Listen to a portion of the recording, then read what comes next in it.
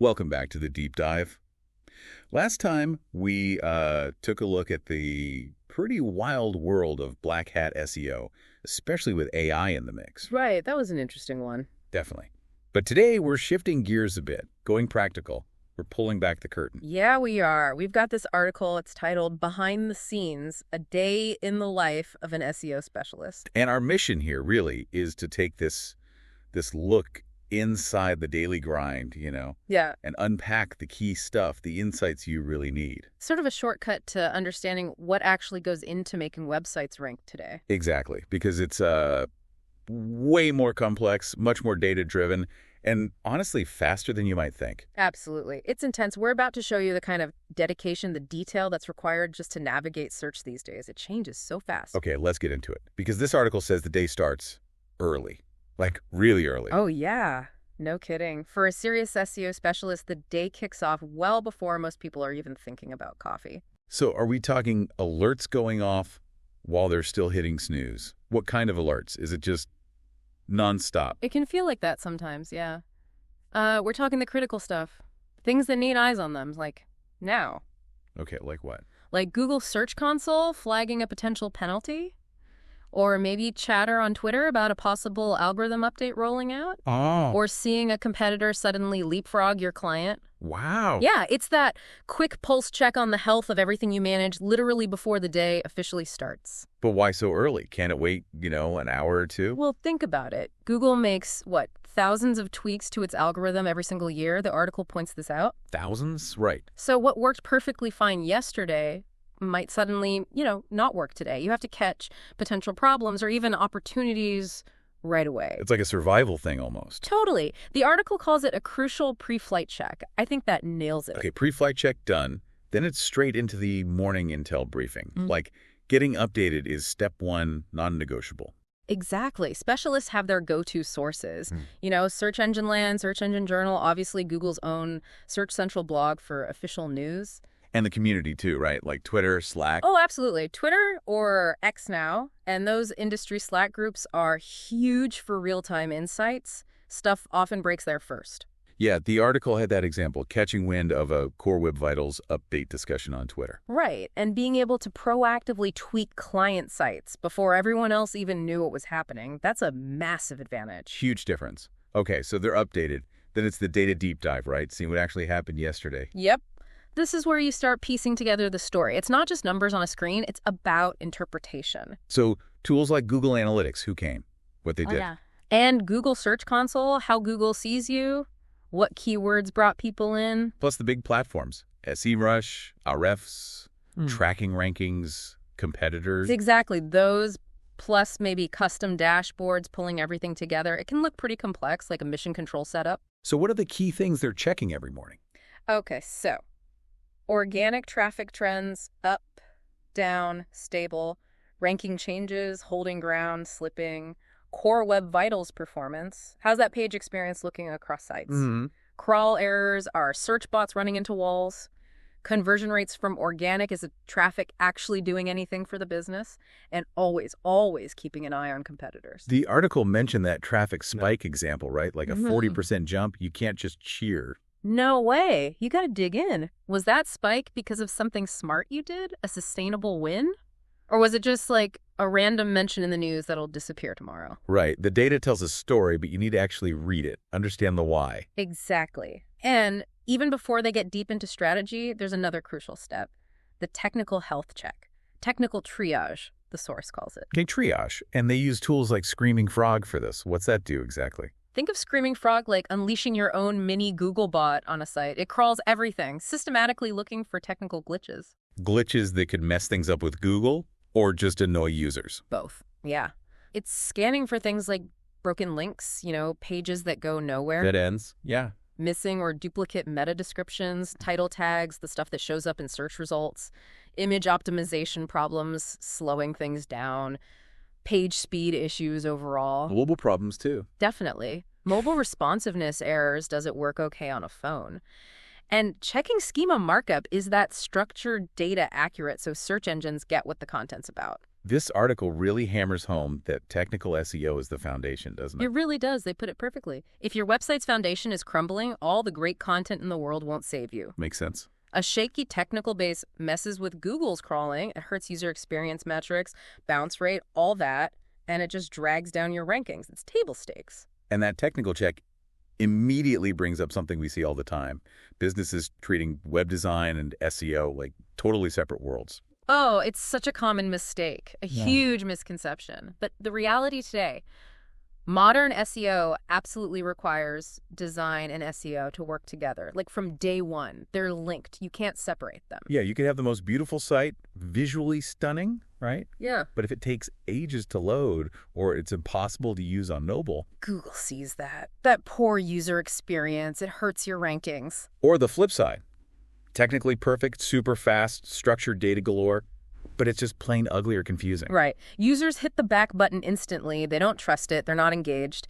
Neither extreme works because Google cares fundamentally about the user experience. And UX, good UX, Yeah. is that sweet spot where great design meets solid technical performance. Yeah, It's the marriage of the two. exactly. And you see it play out in so many ways. Page load speed, that's core web vitals, a direct ranking factor. Visual hierarchy, how things are laid out, helps users and search engines figure out what's important. Mobile friendliness, non-negotiable now with mobile-first indexing. Even navigation structure affects crawling, site architecture, how users find stuff. Yeah, and even down to like how buttons and forms look and where they are.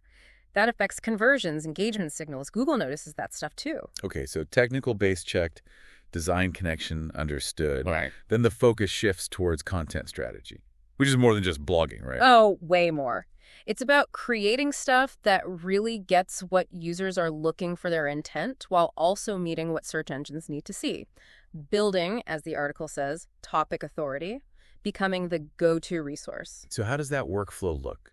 Starts with keywords. It starts with keywords, yeah, but more like analyzing the intent behind them. The source calls keywords clues. Clues to what the user actually wants. Exactly. Is someone searching, what is SEO? Just learning? Or best SEO agency pricing because they're ready to hire someone?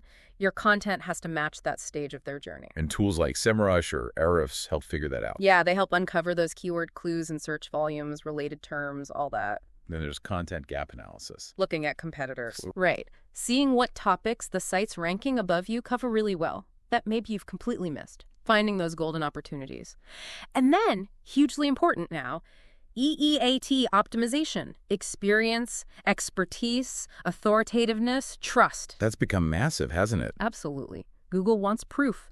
Verifiable authors, real-world experience showing through, overall site credibility. It's not just about what you say, but who is saying it and why they're qualified. Demonstrating real experience is key. Okay, so this is where SEO meets business strategy. Like in those client sessions the article describes, the sauce client example was good traffic just flatlined, stuck. Yeah, and the specialists dug in and found the problems. They were targeting keywords that were just way too competitive, like zero chance of ranking. Plus, poor mobile speed hitting their core web vital scores, and a messy internal linking structure not spreading authority effectively. And the fix wasn't just write more blog posts. Not at all. It needed that integrated approach we talked about. The strategy involved technical fixes, sure, but also redesigning site navigation, building out a whole new content cluster strategy for achievable keywords. Landing page optimization too. And mobile design improvement. Exactly. All of it working together. It really drove home that SEO and web design are, dance partners. That's a great phrase from the article. They have to be in sync. Okay, what about link building? The article says it's not like the old spammy days. It's more like detective work. Totally. Modern link building is sophisticated. It's about building relationships, creating genuine value, and earning mentions. Forget mass emails. So how does that actually work? Digital PR? Yeah, that's a big part. Getting clients featured in relevant online publications, maybe by providing unique data or expert quotes. The TechCrunch mention was a good example.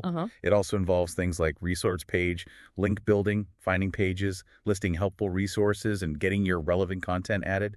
That takes time, real outreach. And competitor analysis for links too. Yeah. The digital archaeologist thing.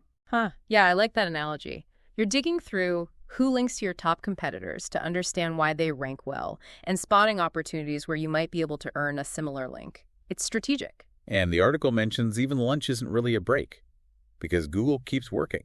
Pretty much. Algorithm updates don't wait for lunchtime. It's a continuous process. So afternoons might involve even deeper technical stuff. Site migrations came up as a big one. High stakes. Oh, migrations are intense. The article calls it performing surgery on a living patient, and that's not far off. Why so risky? What can go wrong? So much. Change URLs the wrong way, mess up redirects, move content without planning, and poof, months, even years of SEO progress can just vanish overnight. You break links, confuse Google. It can be disastrous. Ouch. So it needs a super detailed checklist. Absolutely meticulous. Precise URL mapping every old page to its new one.